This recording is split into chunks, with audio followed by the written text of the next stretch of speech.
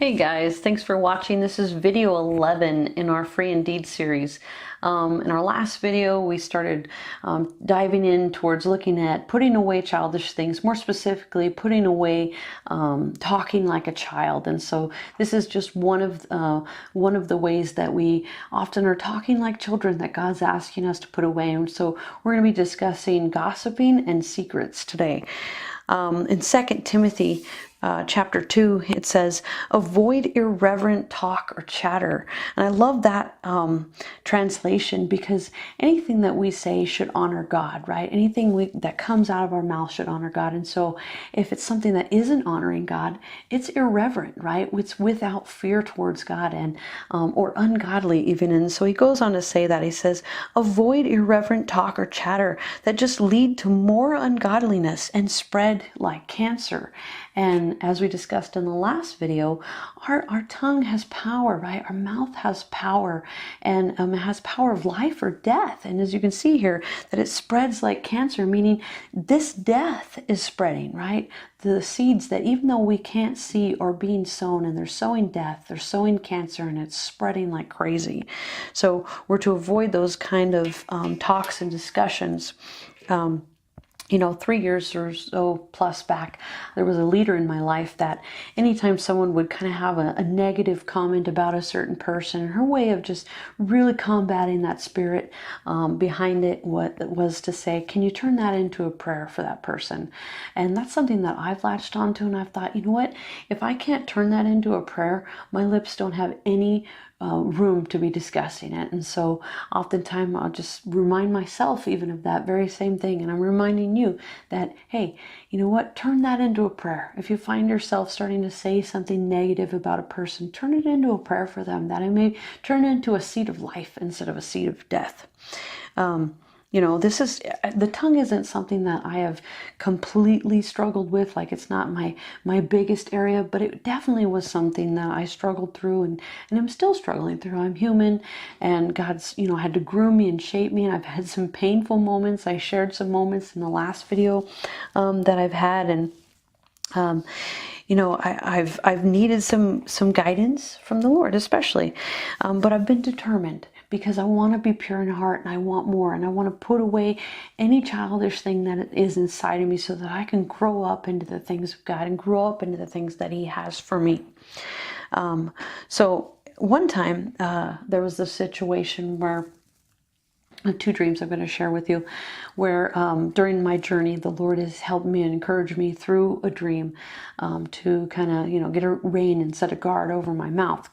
And so this one time I was going through this really big situation, and I really was trying hard to not mention it to a whole bunch of people, but I had opened up and confided in a person about this, and I don't know how, but it ended up getting out and ended up turning into something it wasn't.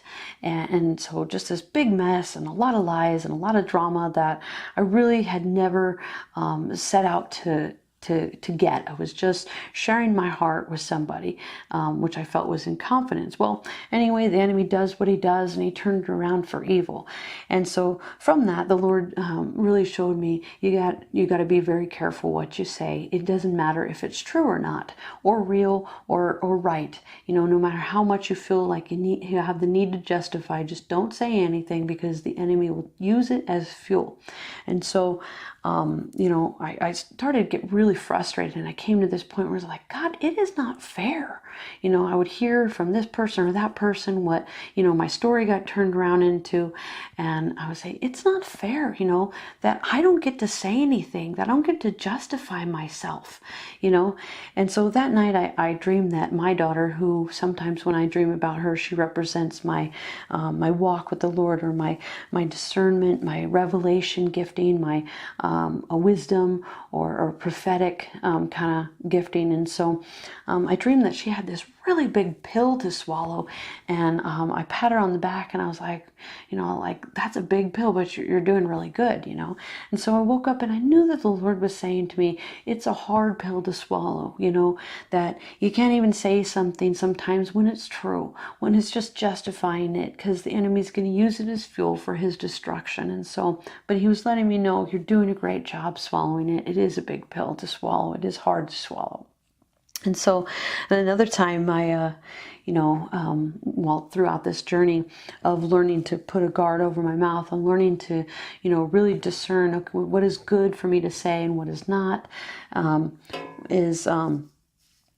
I had this dream the night before it happened. I dreamed that, I was somewhere and I was talking to somebody, and all of a sudden I had this like rotted tooth, like this molar that just like come out of my mouth as I was talking to this person, and I'm like looking at it like, whoa, this thing is rotten. That's disgusting. That was in there, and David, my husband, was there, who represents the Lord in this dream, and he's just shaking his head, and I'm like, well, it needed to come out, and maybe now my breath will smell better. And sometimes your breath can be like your reputation.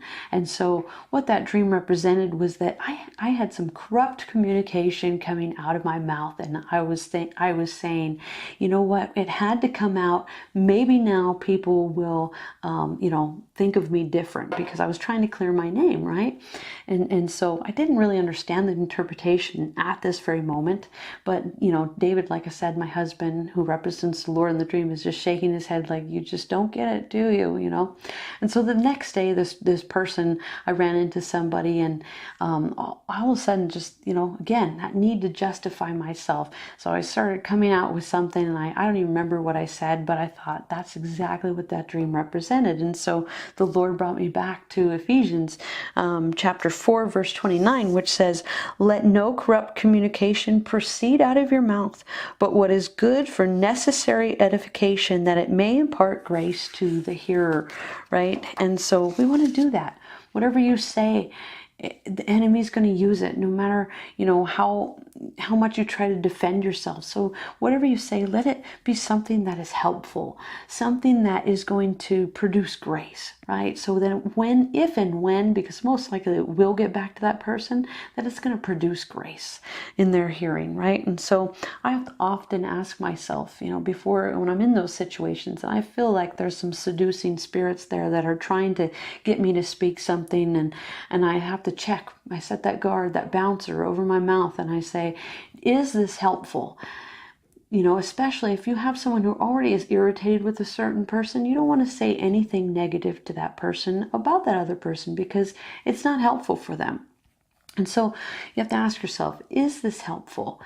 Is this full of grace, right? Is this going to impart grace to the hearers, to anyone who hears what comes back around, right? And so if it's not, we don't say anything. In fact, in Proverbs 11 says, "A gossip betrays a confidence, but a trustworthy person keeps a secret," right? And, to kind of go into secrets, in the last video, we talked about how kids, what is some ways that children talk, like childish talk, and kids can't keep secrets, right? It's so hard for them to keep secrets, and some adults can't keep secrets. And so God's asking us to keep a secret, a good secret, when he's asking us to keep a secret. And he wants to share more with us, especially if you're called into the area with your giftings of intercessory or watchman gifting. There's going to be some secrets that he's going to share with you, and some real heavy secrets that you're going to feel the urge inside you and say, this justice is going to boil up inside of you and say, I have to tell somebody. And sometimes the answer is to tell somebody. And like I said in my Testing the Spirit series, there was a video that I discussed how God decides. God gets to decide the information that he's sharing with you, the information that you're receiving, or maybe the information that people in your church are confiding in you with. God gets to decide. You have to go before him and let him decide what becomes a secret between you and him and maybe this other person, and what is able to become public, what you need to take before a higher authority, or so on and so forth. But God decides ultimately, because The Bible says that when we conceal a matter, we seek love, right?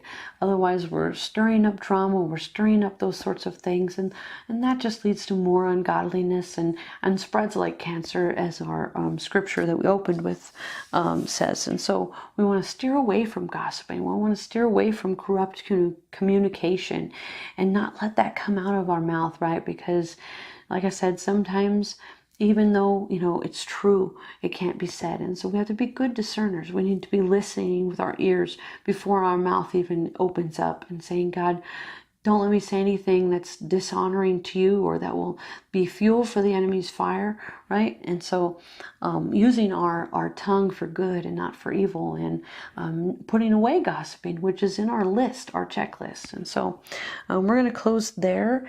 And like I said, in the next couple of videos, we'll probably be talking more about the tongue. I'm not sure completely yet which areas, but we'll just let God do his thing, and I will be obedient. Okay?